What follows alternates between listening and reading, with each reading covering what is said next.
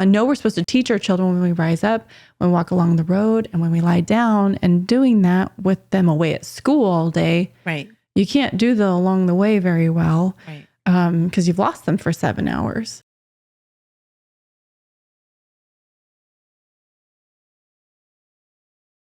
So, okay, I'm going to put you on the spot here because you said something at the beginning of that answer. You said, if you're called to homeschooling, do you believe that every parent is called to homeschool their kids? I think that yes.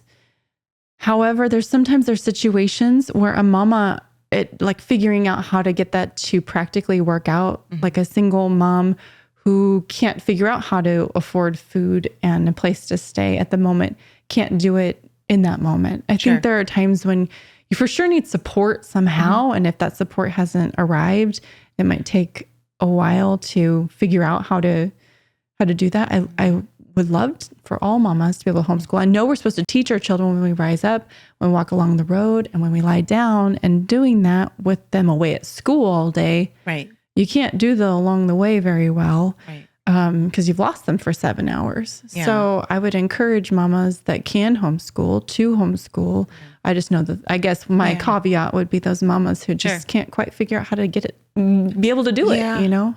And I agree. And I think this is where the church needs to come in and step in and, you know, maybe a retired homeschool mom whose kids are grown and out of the home, and they can come alongside that mom for that season and just say, let me help you. You know, can I take your kids for a few days a week and teach them so you can go to work or whatever.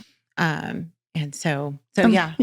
A little thing with that, you know, Grandma Nellie that I was talking about, she was so sweet. The gal at church in the first episode we talked about, she had said that her kids went from homeschooling to a private school for 2 years. And she noticed a marked difference in a disimprovement in their behavior and their attitude toward grown-ups. Yeah. I thought that was really interesting because, you know, you always want what you don't have a little bit, or you think, oh no, there's always that thing that's better than what I'm doing. Right. I think so sometimes when we're in the homeschool world, if we don't have a really strong conviction about it, or we just question what we're doing, we'll think, oh, maybe I should put them into this or that or the other thing.